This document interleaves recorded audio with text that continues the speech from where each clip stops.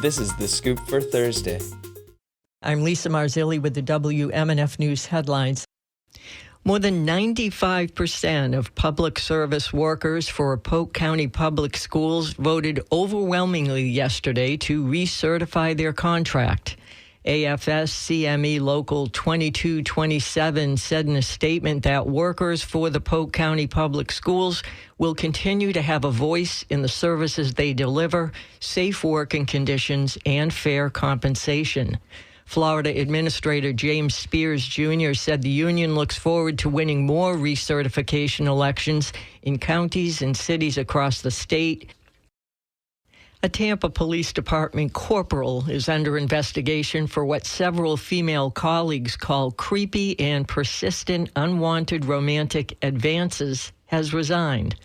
The Tampa Bay Times reports 8 Tampa police officers and 1 former officer who worked for Corporal John Marty Sinton said he sent them inappropriate messages and hit on them. An internal affairs investigation opened in February shows the behavior began in 2019.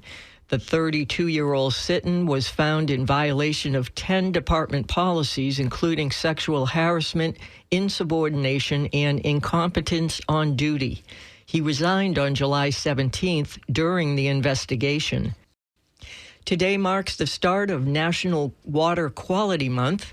WMNF's Leah Burdick reports how the Florida Governmental Utility Authority helps provide Tampa with clean water systems. The FGUA owns and operates over 97 water and wastewater utility systems across 14 counties. Matt Reese is the community service manager and says the company is consistent with maintaining excellent water for its customers. So we have a compliance group that measures the water quality. It's part of what customers see on the consumer confidence reports. Those reports will tell the customers how frequently we are required to sample the water. The Consumer Confidence Reports, or CCRs, are report cards listing the containment levels, dates of testing, likely sources, and whether results exceed lawful levels. Reese says water tests show a violation in levels on rare occasions, and those are seen before the water treatment begins. Yeah, our water standards have been well maintained and continue to be safe for our customers to drink. He also says that with strict rules in place on a federal and state level, the FGUA has specific regulation levels that they must follow. And if there are any violations, customers are notified as soon as possible. Leah Burdick, WMNF News in Tampa. To learn more about FGUA water treatments, visit WMNF.org. The judge presiding over the Hillsborough Schools referendum battle has put the case on a fast track. The Tampa Bay Times reports that county commissioners who attempted to derail a referendum to pay for teachers just learned there will be no hearing and a swift ruling. Circuit Judge Emily Peacock said she will issue a ruling by Monday, August 5th. School Superintendent Van Ayers told the Times he was very encouraged by the news. The 4 Republican commissioners used an obscure rule that allowed them to delay putting the referendum on the ballot by 2 years. Most of the estimated $177 million in yearly receipts would go to pay supplements of $6,000 for teachers and administrators and $3,000 for support staff. The tax would last for 4 years. After that, voters would be asked to renew it. If you live in Clearwater, the company turning your lights on could change.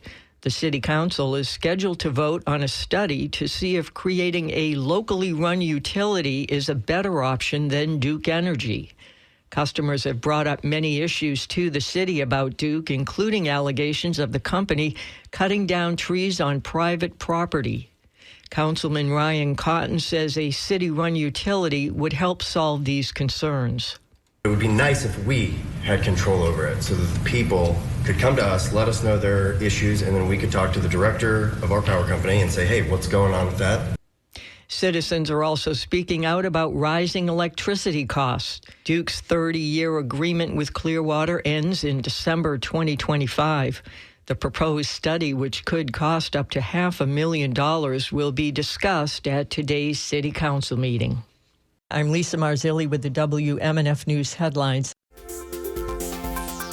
This is The Scoop Recorded at WMNF Tampa.